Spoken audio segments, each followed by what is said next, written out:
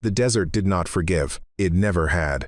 Not here, not at this latitude. Not in July when the sun turned the sky into a white iron plate pressing down on every living thing beneath it. The thermometer inside the forward operating base read 47 degrees Celsius. Outside, on the exposed plateau where the sniper nest had been assembled, it was closer to 52.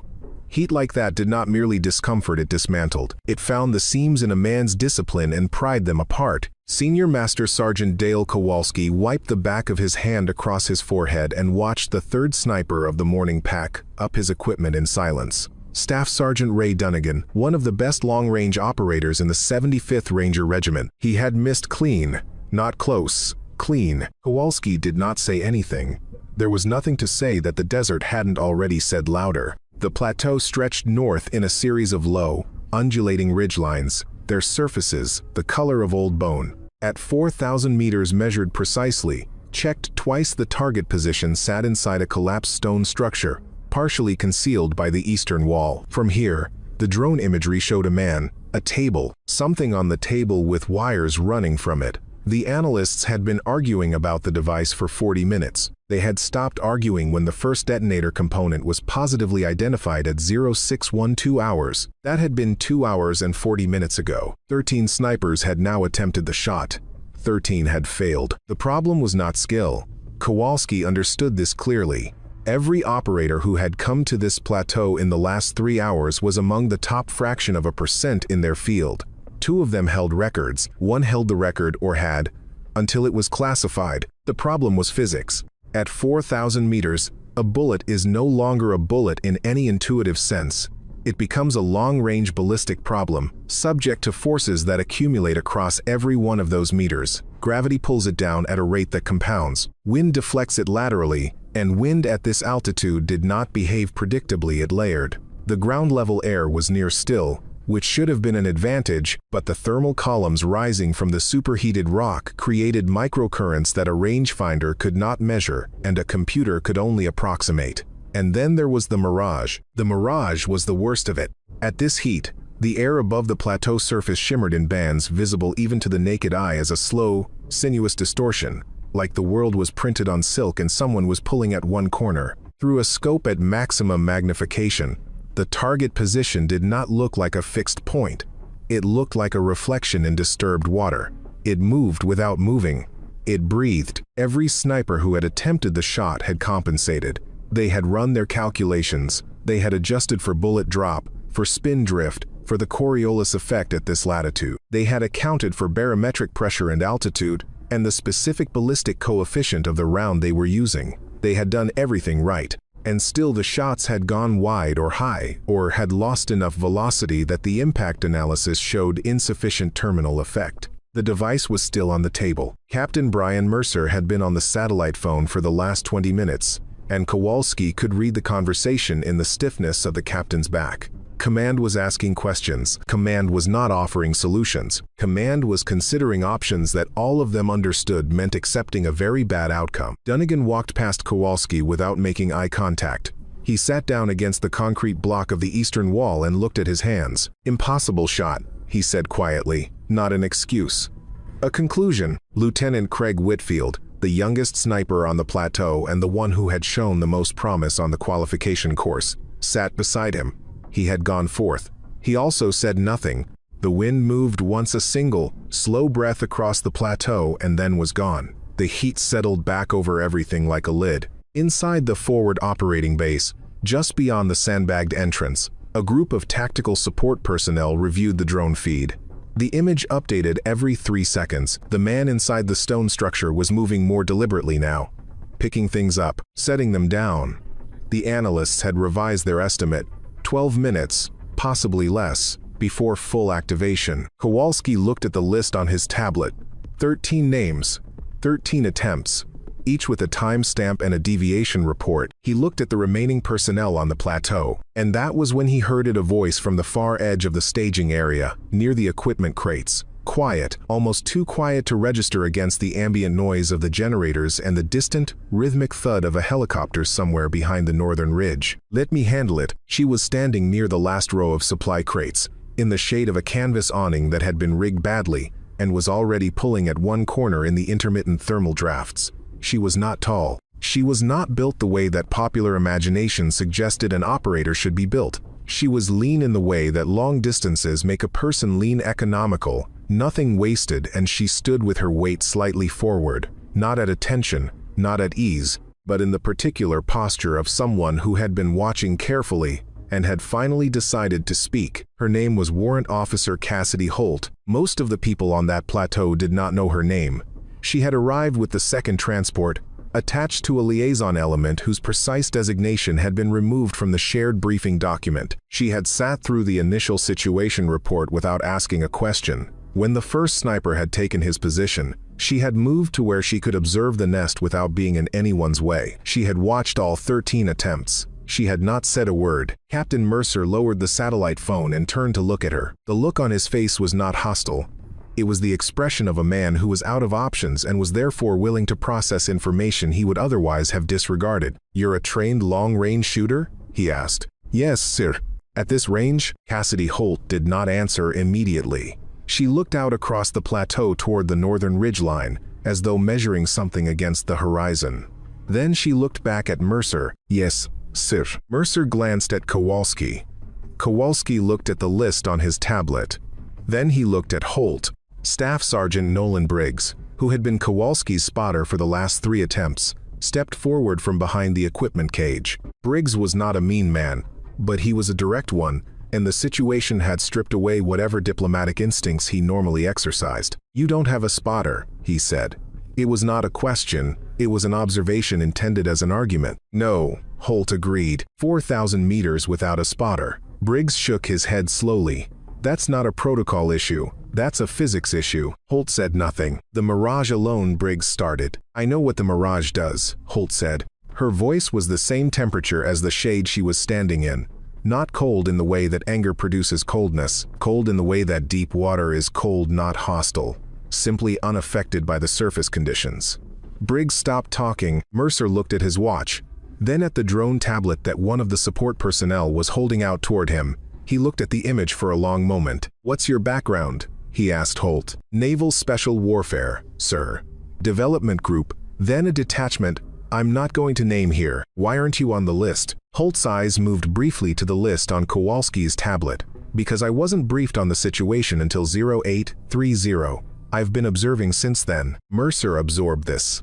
"And based on what you've observed, I think the shot is possible," Holt said. "I think the previous attempts have been overcorrecting for the Mirage and undercompensating for the thermal lift in the first 800 meters of flight. The rounds are climbing through the heat column and losing their correction by the time they descend into the target band." The plateau was quiet for a moment. Dunnigan, still sitting against the eastern wall, looked up. Whitfield looked at Briggs. Briggs looked at Kowalski. Kowalski looked at Holt. "Show me," Mercer said. The doubt was not irrational. Kowalski wanted to be fair about that, even inside his own mind. Doubt was the appropriate response to the circumstances, and the people who were expressing it were not small men diminishing someone because of her gender or her rank or anything else reducible and ugly. They were operators who had spent their careers learning that competence was demonstrated, not declared, and that the desert in particular had a way of making promises feel ridiculous. Briggs was the most vocal, but he was not the only one. "She said she's been watching since 0830, said Corporal Sean Farquhar, one of the support observers who had been running the drone feed. "Watching 13 guys fail isn't the same as having a solution." "She identified the thermal lift pattern," said technical specialist Miles Ashworth, who had been the environmental analyst on the team and had been running calculations since the first failed attempt. He said it reluctantly, the way a man admits something he'd rather not have noticed. "I've been looking at the same data, and I didn't articulate it that clearly." Farquhar looked at him. "You're agreeing with her?" "I'm saying she described something accurately that I missed," Ashworth said. "I'm not agreeing or disagreeing with the shot. I'm saying the analysis was correct." That conversation was happening behind Kowalski, slightly to his right, at low volume. He heard it in pieces while he watched Holt move through the sniper nest, examining the position that Dunnigan had last occupied. She did not touch the rifle. She looked at the angle of the rest, the position of the scope, the relationship between the firing point and the target vector. She looked at the ground, the actual surface of the plateau, for a long time. Then she looked north, into the shimmer. Kowalski had been a sniper for 19 years. He had trained under two men who were considered among the best in the world. He had developed an intuition for what good shooters looked like when they were not shooting, the quality of their attention, the way they inhabited space around a position. Holt had that quality. It was undeniable. The way she moved through the nest was the way a musician moves around an instrument before sitting down, not reverent, familiar. What Kowalski did not know, what none of them knew, was whether familiarity with the position would translate into making a shot that 13 highly competent operators had been unable to make. Familiarity and capability were related but not identical, and there were things that mattered in this situation that could not be assessed by watching someone look at the ground. The backstory had reached him in fragments. He had made 2 calls in the last 10 minutes while Holt was examining the nest. The picture that came back was incomplete, as it always was with operators at her level, but the outline was notable. She had been part of a long-range interdiction element. She had been removed from that element. Separated was the word used, which in the bureaucratic language of special operations could mean almost anything. Following an incident in which she had deviated from an assigned protocol, the deviation had been successful. The deviation had also been unauthorized. Her biometric range record, which existed only in a classification tier that Kowalski didn't have access to, was described to him by the man he called as not something we talk about. That was, Kowalski thought, a kind of information. They called her Silent Echo inside the community that knew her. He asked about the name and was told, because you don't know she's there until after she's already done what she came to do. He looked across the plateau at her. She was crouching now, very still, her eyes tracking something in the middle distance that Kowalski couldn't identify. She's not even looking at the target position, Briggs said, appearing at his shoulder. No, Kowalski said. What is she looking at? I don't know, Kowalski said, but she's looking at it very carefully. It was not guesswork. Holt wanted to be clear about that inside her own mind, because the discipline mattered even when no one else could see it.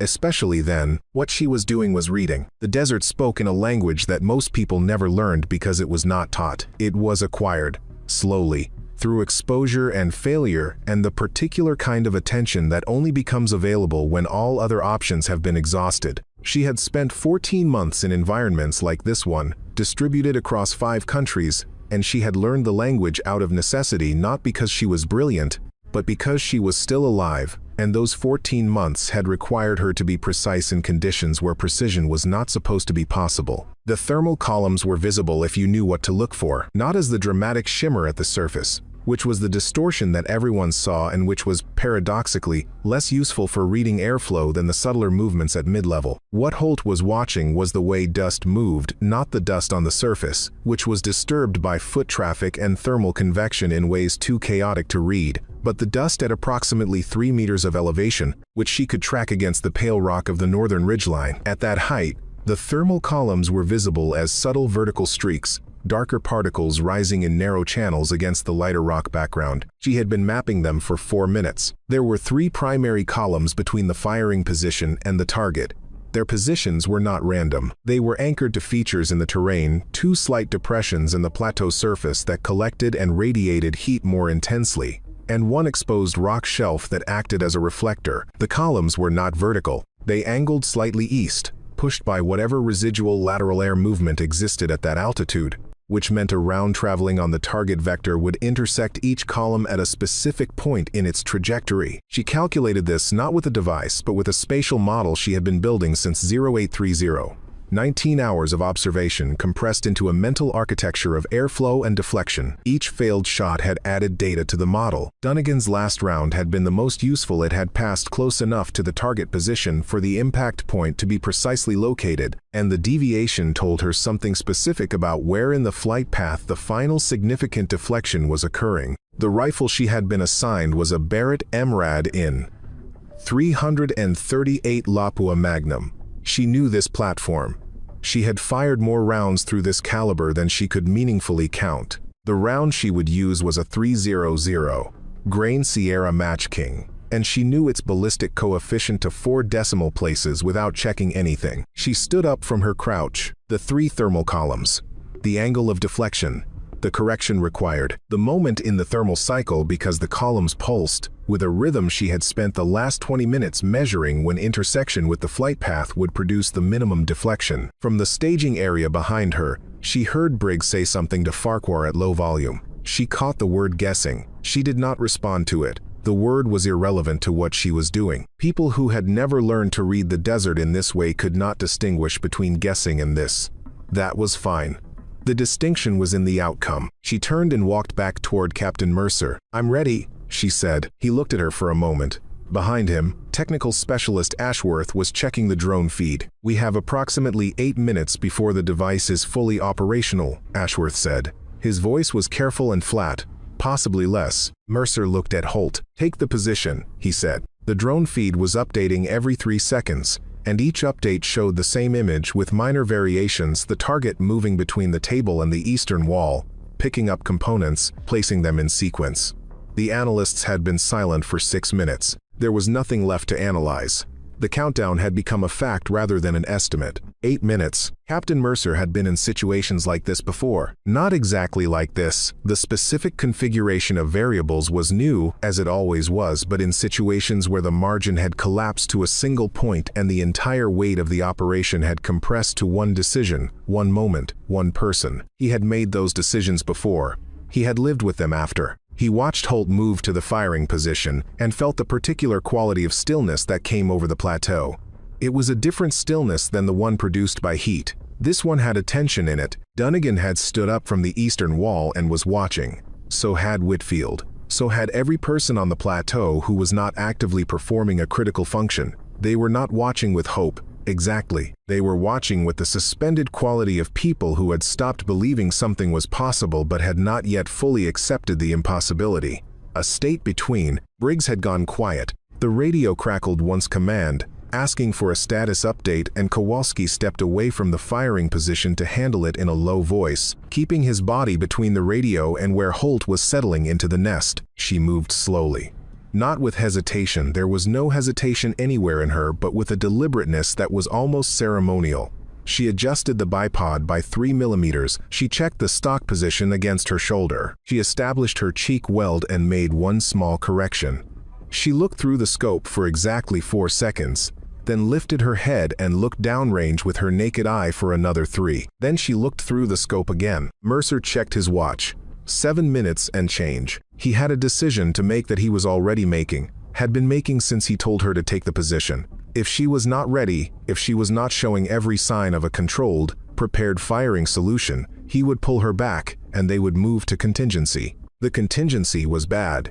The contingency involved accepting the device activation and responding to the consequences, but he was not going to let the operation end because he had waited too long on a shot that was not going to happen. He watched her. She was not moving. She was not adjusting. She was not doing anything visible except existing, completely, inside the firing position. Mercer looked at Kowalski, who had returned from the radio. Kowalski looked at Holt, then he looked at Mercer and gave a very small nod, not an endorsement of the outcome, but an assessment of what he was seeing. What he was seeing was someone who was ready. 6 minutes, Ashworth said. His voice had dropped. The device assembly is at approximately 70%. On the plateau, no one moved. One of the generators coughed and resumed its rhythm. A ripple of heat moved across the stone surface to the north, and Holt's right hand shifted fractionally, a correction so small that only Kowalski, who was watching for it, caught it. Then the hand stilled. Mercer looked at his watch. 5 minutes and 40 seconds. "We're running out of time," Briggs said. His voice was barely above a whisper. Not argument now, something closer to prayer. Holt did not move. Mercer had already decided. The decision had a shape and a weight, and he was holding it. If the shot did not happen in the next 90 seconds, he would call it. 90 seconds. He started counting. From the position, a voice barely audible, directed at no one and nothing, or perhaps directed at everything. "No, we're exactly on time." The world contracted. This was not a metaphor, and Holt did not experience it as one. It was a neurological event, a trained response to the particular conditions of the firing state, developed over years of deliberate practice until it had become as reflexive as breathing. The world did not disappear. It reorganized. Everything outside the firing solution moved to a lower tier of attention. The voices behind her, the heat against her back, the sound of the generator. These things continued to exist, and she registered them as data without assigning them significance. Only the firing solution occupied the primary tier. Her heart rate was at 54 beats per minute. She knew this not because she had a monitor, but because she could feel it, the slow, structural rhythm of a cardiovascular system that had been trained for this exact state. She had run sprints that morning. The training was designed to create a baseline that could return to functional calm quickly. 54 was where she needed to be. Through the scope, the target position shimmered. The mirage at this magnification was extraordinary. The eastern wall of the stone structure appeared to breathe, expanding and contracting by visual fractions as the heat banded across her sight picture. A less experienced shooter would fight this, would try to find the moment of stillness and fire into it. There was no moment of stillness. The mirage was continuous. You did not fire into its absence. You accounted for it as a component of the solution and fired through it. She had the target acquisition, not as a fixed point, as a probabilistic zone, a window of where the target would be during the specific phase of thermal cycle she had calculated for the shot. The window was approximately 1.2 seconds wide. It would open 3 times in the next 4 minutes, timed to the pulsing rhythm of the primary thermal column at 800 meters. She had eliminated the first 2 windows, the first because she had still been settling into the position and the firing solution was not stable. The second because a shift in the dust movement at mid-elevation had indicated a minor variation in the column's position that she needed to update the model for. The third window would open in approximately 40 seconds. She breathed in.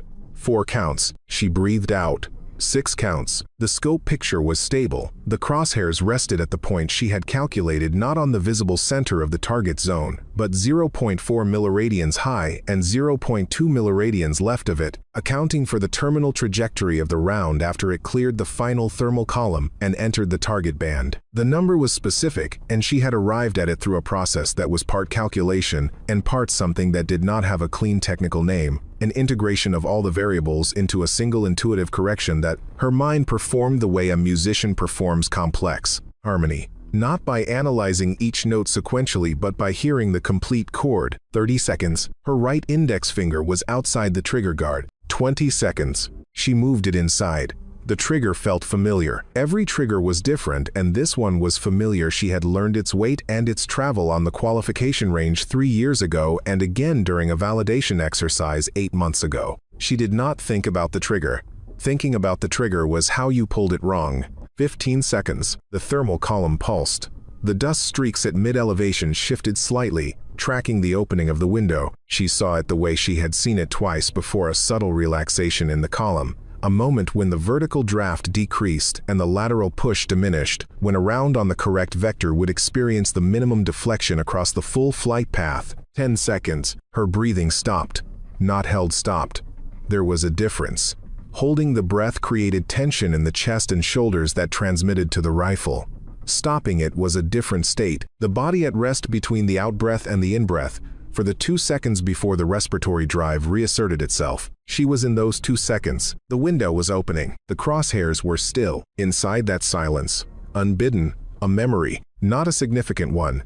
She had learned not to trust the significant ones. They carried too much weight, and weight was the enemy of stillness. This was small, a qualification range in Virginia. Autumn, the trees at the far end of the range just beginning to turn. An instructor standing behind her whose name she hadn't thought about in 3 years. His voice, very quiet. The bullet doesn't know you're nervous. Don't tell it. She hadn't been nervous then. She wasn't nervous now.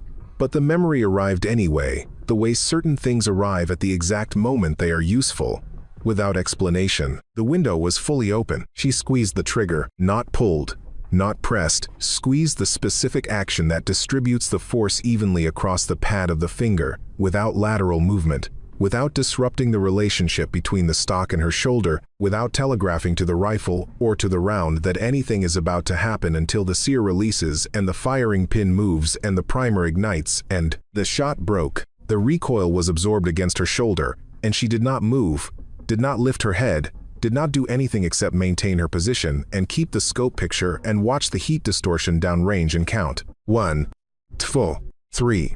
The 338 Lapua Magnum round travels at approximately 915 meters per second at muzzle velocity, over 4,000 meters, accounting for drag and the specific ballistic profile of the 300 Grain Sierra Match King. The time of flight is approximately 4.8 seconds. This is the number she was counting toward. Phew.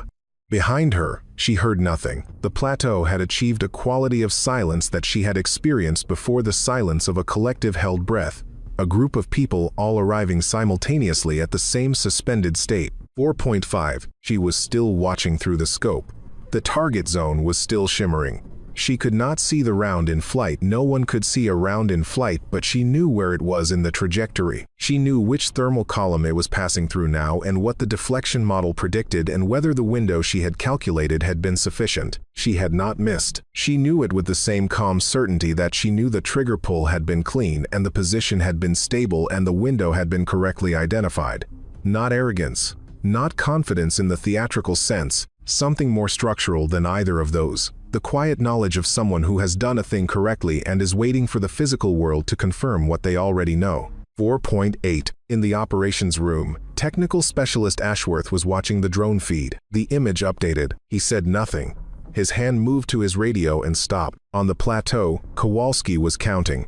He had been counting since the shot broke, and he was at 6 seconds now, which was longer than the calculated time of flight and meant the radio crackled. The drone operator's voice, and his voice had the quality of someone reporting something they were having difficulty integrating. Confirmed. Target is down. Repeat, target is down. Device is inactive. I say again. The voice stopped. On the plateau, silence. Not the held silence of before. A different silence, the silence that follows something that has happened and cannot be unhappened, that sits in the air between before and after, like the last note of a piece of music that is still vibrating in the room after the instrument has stopped. Holt maintained her position for 3 seconds after the confirmation. Standard protocol. And also something more than protocol, a refusal to let the moment become theatrical, a commitment to the discipline even in the space after the discipline had achieved its result. Then she lifted her head from the scope. She removed her finger from the trigger guard. She breathed in, slowly, for 4 counts. She did not look at anyone. She did not stand up immediately. She looked downrange, through the heat and the mirage, at the target position that was 4,000 meters away and now held a different kind of stillness than it had held before. Behind her, someone exhaled, then someone else. The sound of 13 people simultaneously releasing breath that had been held, not all of it. Not the deep breath, but the last layer of it, the breath that the body holds without being told to when the outcome is unknown and the stakes are too high for ordinary respiration. Dunnigan, still against the eastern wall, looked at the rifle, then at Holt, then at the rifle again. He started. He didn't finish the sentence. There wasn't a finish for it that wouldn't have sounded inadequate. The radio traffic was businesslike. Kowalski handled it. The sequence of confirmations ran through its procedural steps. Second drone pass, team accountability, medical status, device assessment. The device had not activated. The timer, according to the post-action technical review, had been at 43 seconds when the target went down. 43 seconds. Mercer listened to the traffic and let Kowalski manage the responses. His attention was on Holt, who had now risen from the firing position and was standing at the edge of the nest, looking north in the same way she had been looking north when she first said she wanted to take the shot. He had been trying to characterize what he was observing, and he kept arriving at the same word, which seemed insufficient. Calm. Not the calm of someone who did not understand the magnitude of what had just happened, not the calm of detachment or numbness. Something more precise, the calm of someone for whom the magnitude was already fully integrated, who had processed the weight of it during the preparation rather than holding it in suspension until after. She had been carrying the outcome the whole time. Now the outcome existed, and she was exactly where she had expected to be. Briggs was standing near the equipment cage. He had not spoken since before the shot. He was looking at Holt with an expression that Kowalski recognized, the expression of someone revising a position they had held with conviction, not with embarrassment, but with the particular seriousness of a person who takes accuracy seriously and has just been given new information. Briggs looked at Kowalski. Kowalski looked at him. Neither of them said anything. There was a kind of professional courtesy in the silence, an acknowledgement that some moments were better honored by not filling them with language. Whitfield walked to the edge of the firing position and looked through the scope for a long moment. He did not have the eye behind the scope. He was looking at the crosshair placement that Holt had left the position she had been holding when the shot broke. He stared at it for a long time. She was aiming 0.4 mils high, he said quietly. and left, against the mirage. Ashworth, who had come out of the operations room with the drone tablet, overheard him. "The thermal lift compensation," he said. "She was accounting for the column intersection in the first 800 meters. The rounds have been climbing through that zone and losing their correction." He paused. "I ran the analysis after she described it. She was right about the deflection pattern. Why didn't the algorithm catch it?" Whitfield asked. "Because the algorithm was reading the ground-level mirage and calculating a correction for that," Ashworth said. "She was reading the mid-elevation airflow and compensating for the thermal column intersection directly." He looked at the scope. The algorithm couldn't see what she was looking at, because she wasn't using an instrument to see it. Whitfield straightened up and looked north. "That's 4,000 meters, he said. "Yes," Ashworth said. Whitfield looked at Holt, who was still standing at the edge of the nest, still looking north, as though the event was still in the process of completing itself and she was waiting for the last of it to settle. "That's not a normal shot," Whitfield said. "No," Ashworth agreed. "That's not a shot that should be possible." Ashworth looked at the drone tablet, then at the confirmed report on the screen, then at Holt. "Apparently it is," he said. She picked up the rifle and carried it back to the equipment cage herself. No one offered to take it from her and she did not offer it to anyone. She checked it, cleared it properly, set the safety, and secured it in the transit case with the same sequence of motions she used after every firing evolution, not rushed, not ceremonial, just correct. Mercer approached her as she closed the transit case. "Warrant Officer Holt," he said. She turned and looked at him. "Good shot," he said. She nodded once, not dismissive, accepting. There was a quality to it that he had seen before in operators of a specific type.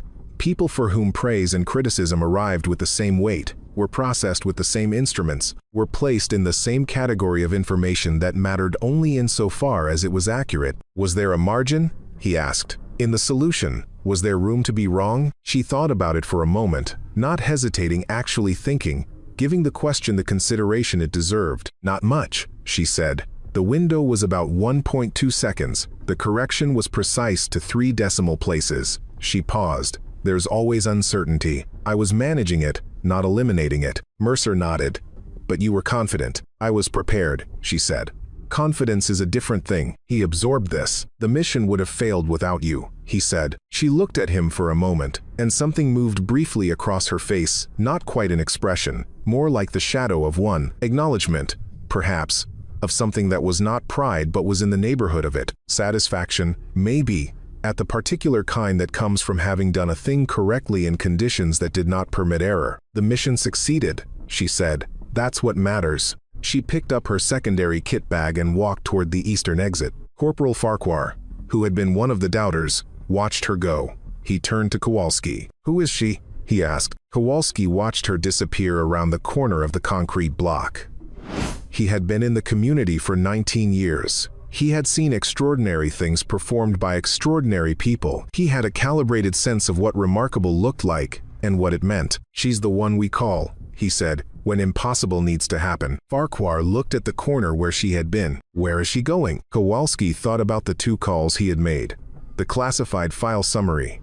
The incident that had been described to him as a successful unauthorized deviation, the biometric record that was described only as not something we talk about, the designation that had been removed from the shared briefing document, somewhere we won't know about, he said. Doing something we won't hear about until it already happened. Farquhar was quiet for a moment. "Silent Echo," he said. He had heard the name in the last 20 minutes, passed around the plateau in fragments and whispers. "Yeah?"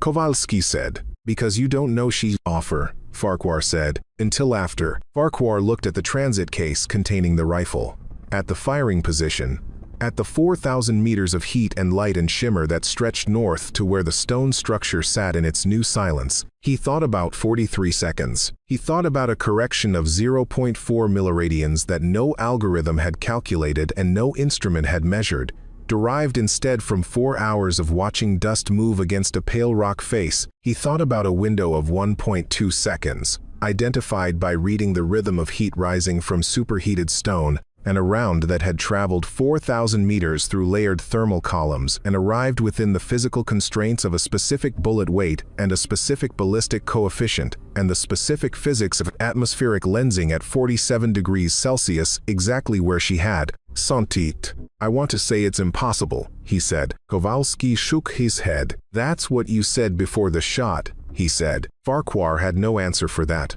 He stood in the heat and looked north and did not say anything else. Elsewhere, in a room that did not officially exist, in a building that did not appear on any public document, a file was updated with a single entry: timestamp, coordinates, outcome, confirmed. The entry was added to a list that was, according to all formal accounting, empty. Somewhere in the desert, a woman with a kit bag was walking toward a vehicle that had been waiting since before dawn. She did not look back at the plateau. There was nothing there she needed to see. She already knew what had happened. She had known it before she pulled the trigger.